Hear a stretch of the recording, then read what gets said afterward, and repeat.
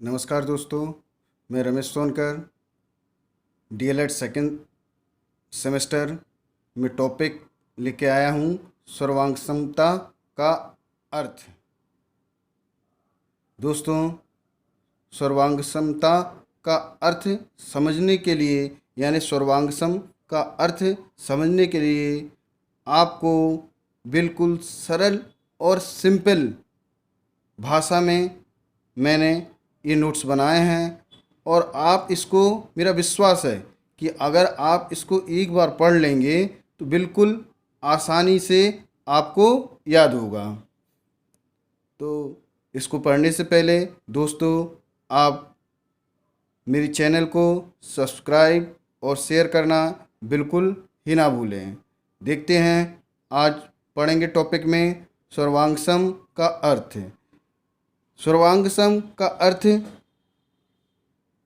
एक समान दिखने वाली वस्तुओं को, एक समान दिखने वाली वस्तुओं को यदि किसी धरातल पर रखा जाए, एक समान दिखने वाली वस्तुओं को यदि किसी धरातल पर रखा जाए तो वे एक दूसरे को पूर्ण रूप से ढक लेती हैं। इन आकृतियों को एक दूसरे का सर्वांगसम कहा जाता है।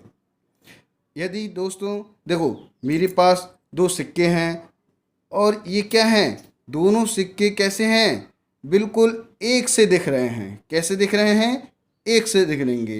ये पेज मेरा कोई एक धरातल है। यदि धरातल पर मैंने कहा है एक समान सिक्के दिखने वाले, कैसे दिख रहे हैं? एक समान सिक्के दिखने वाली वस्तुओं को यदि किसी धरातल पर रखा जाए तो एक दूसरे को, एक और दो, एक दूसरे को क्या है, पूर्णतः क्या लग करेंगे, एक दूसरे को ढक लेती हैं। इन आकृतियाँ को एक दूसरे का सर्वांगसम कहा जाता है। पहली आकृति दूसरे को और दूसरी आकृति पहले को पूर्णतः ढक लेगी। सर्वांगसम को हम थोड़े इसके खंड करके देखते हैं। सर्वांगसम का अगर खंड करेंगे, सर्वांगसम यानी सर्व प्लस अंग प्लस सम, अर्थात हम कह सकते हैं सभी अंग समान या बराबर होते हैं। दो आकृतियों के सभी अंग समान और बराबर होते हैं। और दूसरी डेफिनेशन अगर देखते हैं हम, वे आकृतियाँ जिनका आकार, वे आकृतियाँ, दो आकृति हैं, वे आकृतियाँ जिनका आकार माप समान हो उन्हें हम क्या कहते हैं? सर्वांगसम कहते हैं। यदि ये 5 सेंटीमीटर त्रिज्या का अगर एक वृत्त है और ये 5 सेंटीमीटर त्रिज्या का अगर एक वृत्त है तो इनका आकार एवं माप कैसा होगा? समान होगा। तो ये एक आकृति दूसरी आकृति की कैसी होगी? सर्वांगसम होंगी। नोट में मैंने लिखा है दोस्तों, दो आकृतियों के सर्वांगसम होने के संबंध को सर्वांगसमता कहा जाता है। यानी दो आकृतियों के सर्वांगसम होने के संबंध को, यानी ये दो आकृतियों के सर्वांगसम होने के संबंध को ही हम क्या कहते हैं? सर्वांगसमता कहते हैं।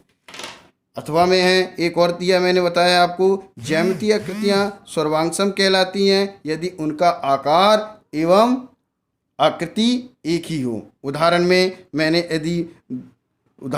1 2 3 4 5 6 मैंने आपको ये अलग अलग टाइप के क्या है उदाहरण दिखाए हैं और सभी को देखते हैं इनकी विशेषताओं से तो हमें बिल्कुल क्लियर हो जाएगा। यानी दो सर्वांगसम रेखाओं की लंबाइयाँ समान होती हैं। पहले में देखिए, दो सर्वांगसम रेखाखंड की लंबाइयाँ कैसी होती हैं? समान होती हैं।